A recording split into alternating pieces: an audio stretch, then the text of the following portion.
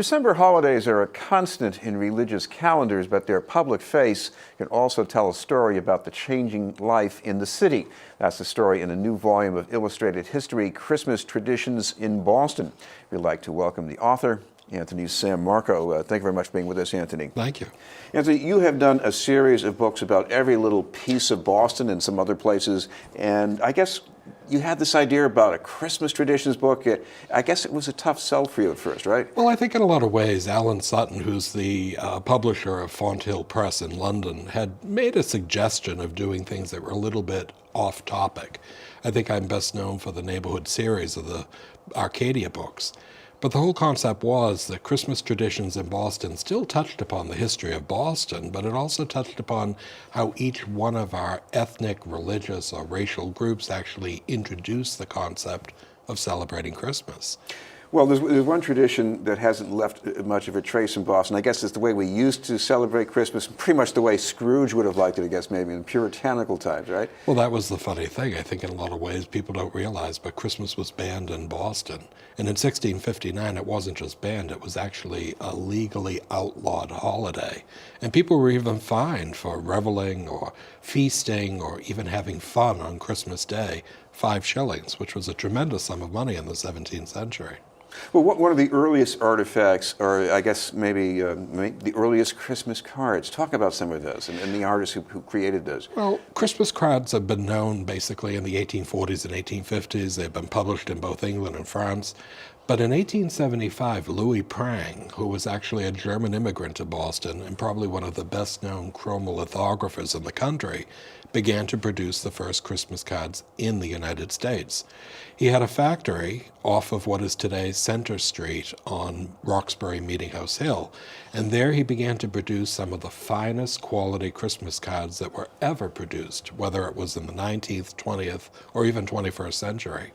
Another thing that we take for granted with Christmas, but which is actually, I guess, maybe another German import, the Christmas tree or Tannenbaum, whatever. Well, that's true. I think a lot of times it's become an indispensable part of Christmas traditions, but it wasn't until the 1830s that Bostonians began to accept what was a Christmas tree introduced by Charles Follen. Follen was a German immigrant. He had come to Boston to teach at Harvard College, and he was a Germanic professor. And of course, he married into a Brahmin family. His wife was Eliza Lee Cabot, and she herself came not only with a dowry, but a very well-connected family.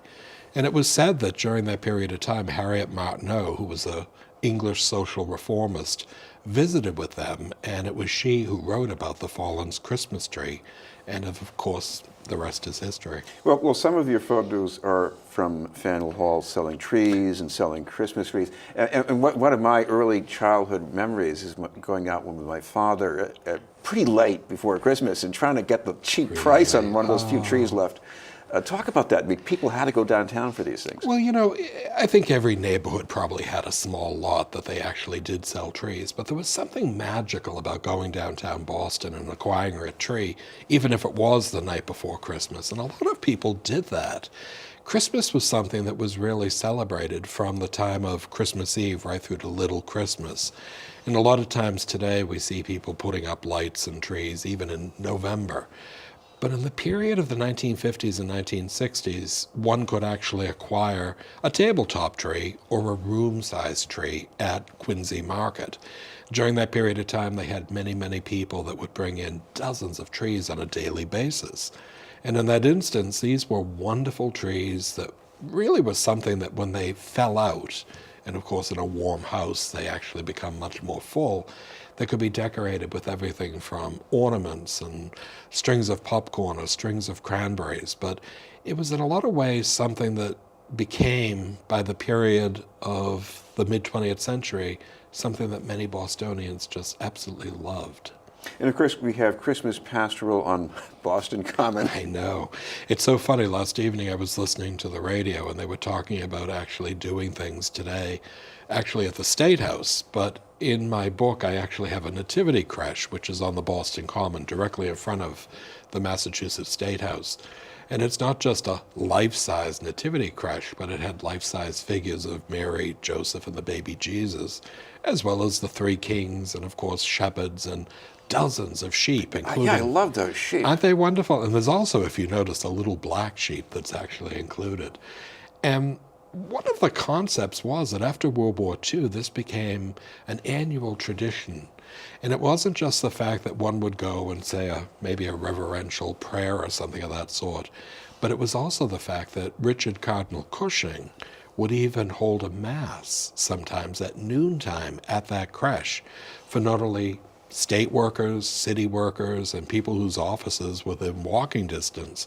So it was something in a lot of ways that was a little bit different before this concept of, the separation of church and state. This is BNN News, and we're talking with the author of Christmas Traditions in Boston, Anthony Sammarco. Speaking of some of these other outdoor traditions, the caroling, I'm sure lots of places had caroling, but I love those photos from Lewisburg Square. Well, over the last few years I've been collecting, especially at paper and ephemera shows, as well as eBay, things that I think that are really kind of fun. And I had these things on a woman by the name of Margaret Shercliffe. Margaret Shercliffe's house, where she was raised, is now the Nichols House Museum on Beacon Hill.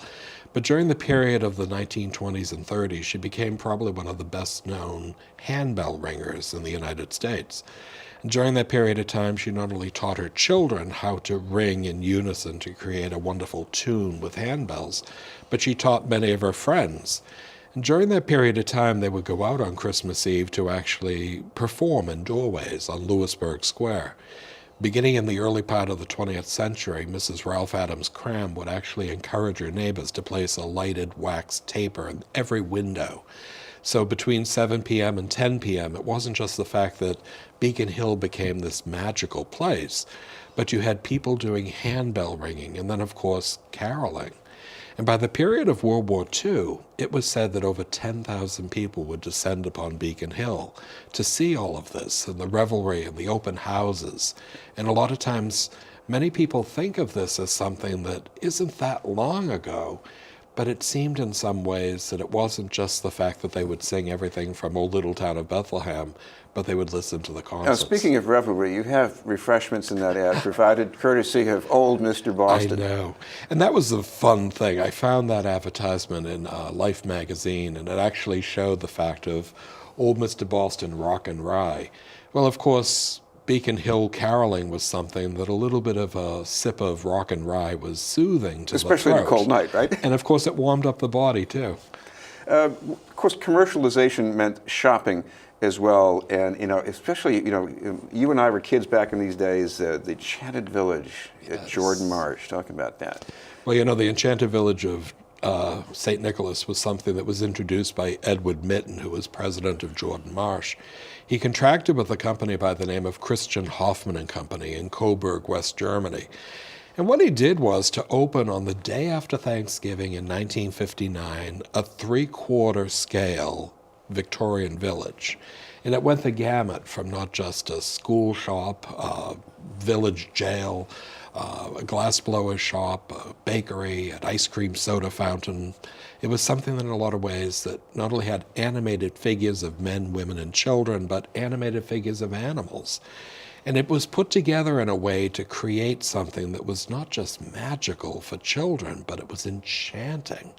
And I think in some ways it was really a rite of passage.